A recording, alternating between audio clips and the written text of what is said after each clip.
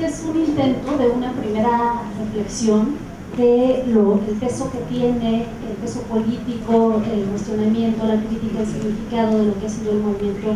Yo Soy 132, retomando algunas ideas de la teoría política clásica por una parte y por otra de algunos pensadores como David Harvey, Marc Aurèle, para tener este primer momento, digamos, de alejamiento después de haber estado ahí y tratar de dimensionar en el tiempo, en el espacio, en el contexto nacional el lugar que ocupa este movimiento y también su lugar en el contexto internacional. Empiezo con un epígrafe de Ernst Bloch que dice: la juventud en el buen sentido de la palabra cree tener alas y que todo lo justo y cierto espera su llegada impetuosa, que va a ser conformado por ella o al menos va a ser liberado por ella. La voz del ser diferente, ser mejor, más bello, es en estos años tan sonora como intacta. La vida significa mañana, el mundo lugar para nosotros. La buena juventud persigue siempre las melodías de sus sueños y de sus libros. Espera encontrarlas, conoce el deambular ardiente y sin sentido por los campos y la ciudad. Espera la libertad que se encuentra en ella. 1. Los indignados y la defensa ante la privatización de lo público y la asociación de las deudas privadas. La última crisis del capitalismo tardío o neoliberal representa uno de esos grandes giros epocales por las transformaciones que trae consigo, no solo en lo que respecta a la gestión económica y o estatal, sino en el sentido profundo de lo político, en las posibilidades y formas de los procesos de trabajo, las instituciones y leyes, las formas identitarias, las posibilidades mismas de y para la vida. En última instancia, de la producción y reproducción de la forma concreta de socialidad, tanto en términos de producción económica y material, como de producción de lenguaje, simbólica y cultural de la vida. En este sentido, hay que señalar que a pesar de que la ganancia sigue siendo el principio básico organizador de la vida económica, tal como se estableció desde la emergencia del capitalismo y su simultánea globalización en los albores de los siglos XV y XVI, en este siglo XXI estamos experimentando una gran transición en el régimen de acumulación y su correspondiente modo de regulación social y política. Así, de la misma manera que estamos transitando por un proceso de abstracción y virtualización en los procesos económicos, estamos también viviendo una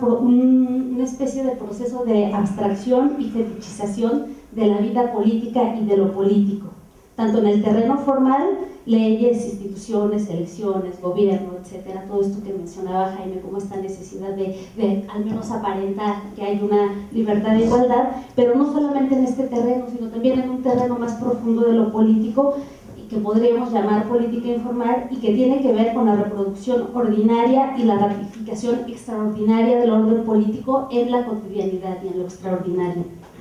Este cambio se puede describir, y de hecho así se ha presentado, como un estrechamiento o adelgazamiento de lo público para dar un mayor peso a las relaciones de mercado y al libre juego del ámbito de lo privado.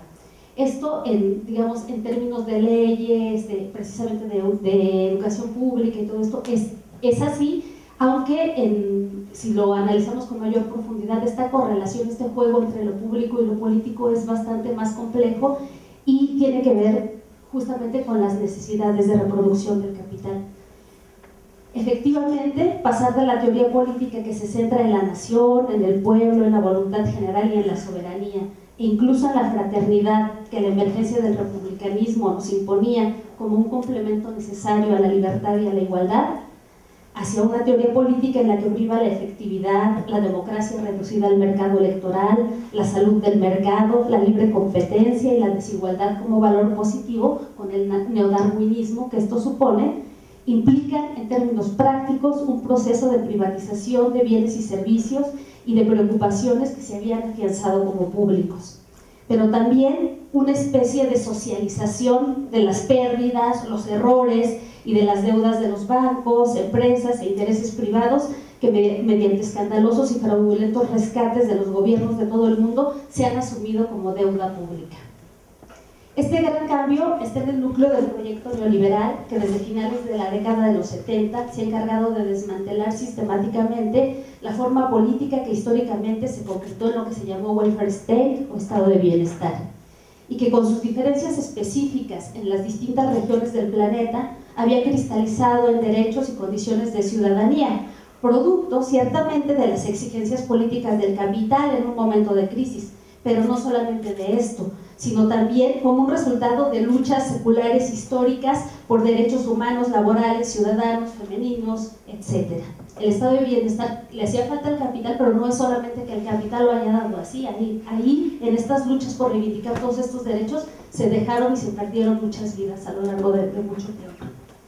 Por otra parte, al fin de la era bipolar, en el emblemático año de 1989, se permitió al capital un discurso triunfalista con un toque de inevitabilidad teleológica que se ha encargado de estructurar sistemáticamente un lenguaje y una filosofía de la historia donde todo el cúmulo de procesos sociales y políticos ha ido perdiendo su carácter histórico y contingente para presentarse y afianzarse como naturales y necesarios y en consecuencia inevitables. Y presentar estos discursos así como pues no queda otra,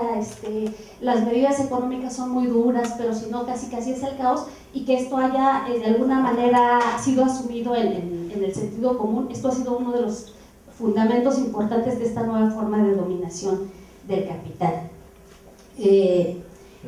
Este cambio en el lenguaje y en el pensamiento no solo lo encontramos en el sentido común, sino en las universidades, en los discursos políticos, tanto de derechas como de izquierdas, y en la nueva reconfiguración entre lo económico y lo político,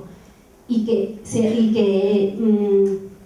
asume de manera implícita que el sistema efectivamente se autorregula y que no necesita de la intervención del Estado, ¿no?, en ciertas políticas públicas, en aspectos como la educación, en la explotación de los recursos estratégicos, etcétera, ¿no?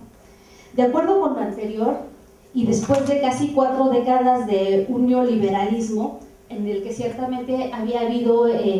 movimientos, como el caso de la huelga en la UNAM, como en 1994, en la rebelión de los zapatistas, pero que realmente se dificultaba articular un discurso crítico de todas estas condiciones que estaba imponiendo, pues tiene un poco de sentido que fuese el opúsculo Indigne Vous de Stefan Hessel el que daría nombre y en consecuencia aportaría cierto cauce y sentido a amplios movimientos globales de resistencia a finales de la década del siglo XXI. No está por demás señalar que Hessel fue miembro de la resistencia francesa, prisionero de la Gestapo y participó en la redacción de la Declaración Universal de los Derechos Humanos de 1948. Él mismo se reconoce fuertemente influenciado por el existencialismo de Sartre y Merleau-Ponty y por el concepto de libertad de Hegel y la crítica de la idea de progreso de Walter Benjamin. Y no cabe duda que este hombre puede reconocer por experiencia propia la importancia de la reivindicación de derechos sociales y la defensa del bien común y de los bienes públicos.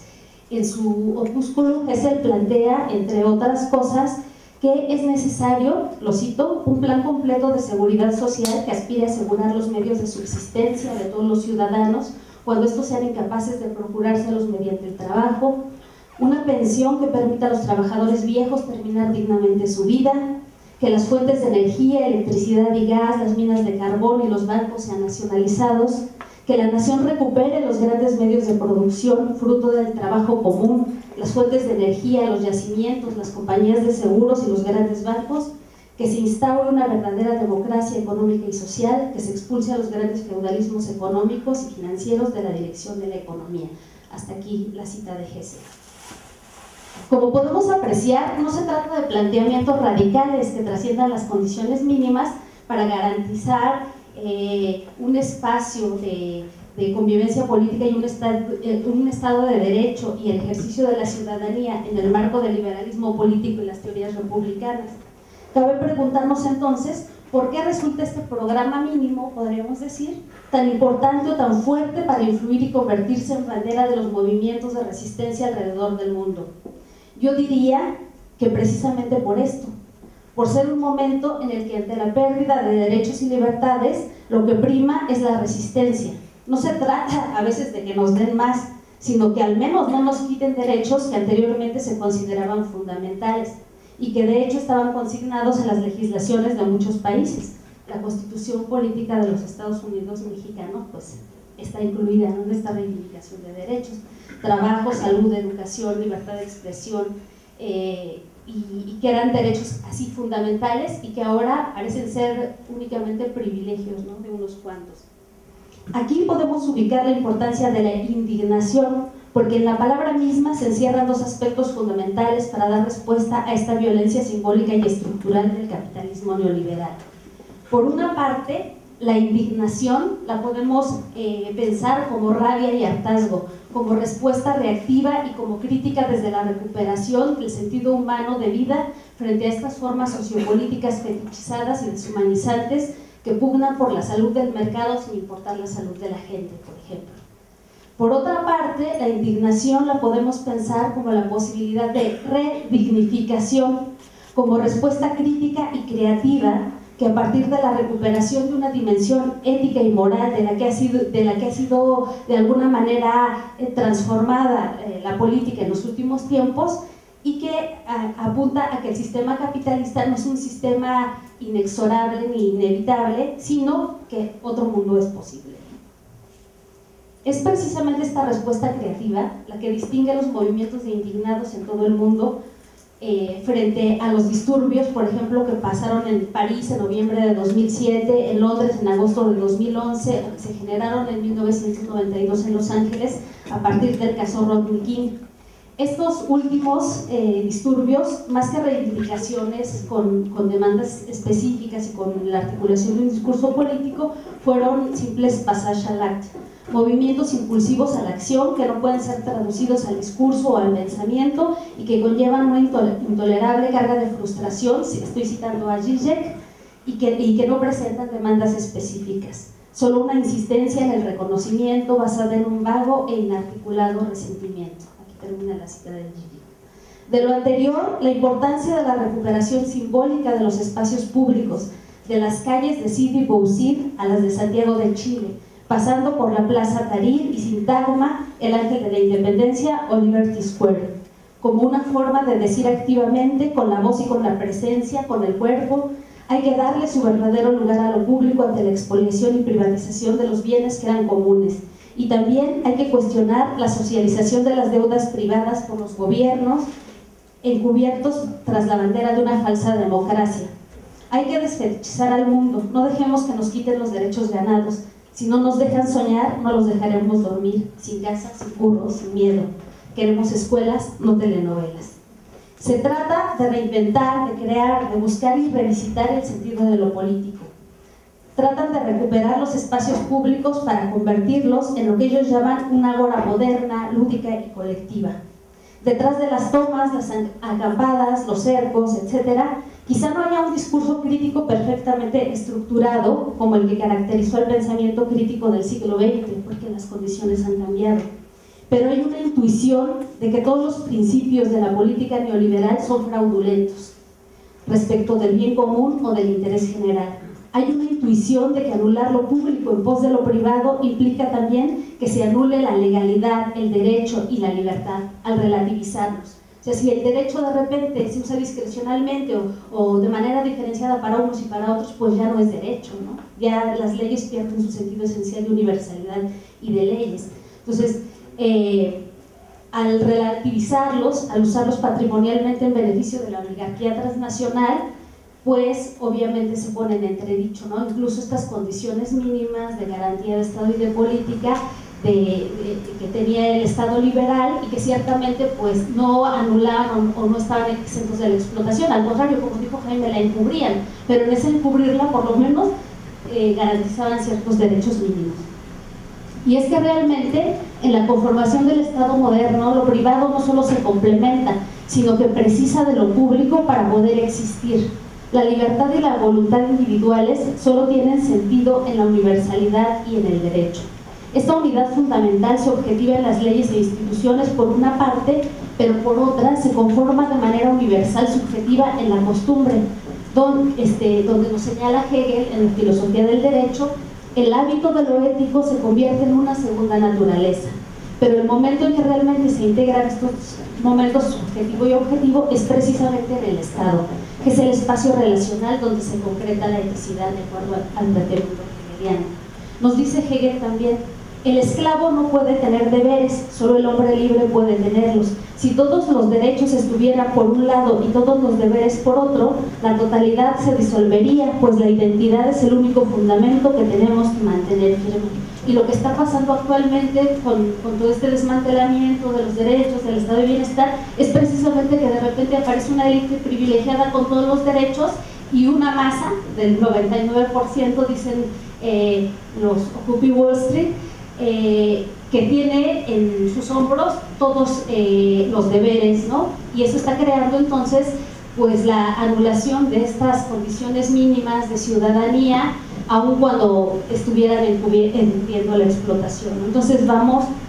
de mal a peor. Bueno, es el primer punto de tres que quería tocar, pero bueno, esto es un artículo que estoy escribiendo y que va a publicarse en Veredas, entonces pues si alguien está interesado estará ahí, ¿no? Ya no voy a entrar en los otros dos puntos, que es la importancia del espacio virtual en la organización de todos estos movimientos, y el tercer punto es las características específicas de lo que pasa en México, sus convergencias y sus divergencias con los movimientos de indignados en el resto del mundo. Pero bueno, ya para cerrar me gustaría traer a cuento una entrevista que le hicieron a Eduardo Galeano en Barcelona, ¿no? Sobre todo porque ahora, después de que se ha impuesto la reforma laboral, lo que está a punto de imponerse, de que pasaron las elecciones, etcétera, etcétera, el movimiento en México, Yo Soy 132, ha entrado como en un impasse, ¿no? Entonces todo el mundo como que trae la inquietud de, bueno, pues ¿y ahora qué va a pasar? ¿Qué vamos a hacer? No se avanza, ¿no? Entonces le preguntaron a Eduardo Galeano respecto al M15 de indignados en España, pues qué iba a pasar, ¿no? Y contestó, bueno, ¿qué va a pasar? Pues, no sabemos, ¿no? Nosotros quisiéramos que esto durara, pero de repente la historia no es así. Esto es como el amor, es infinito mientras dura. Gracias.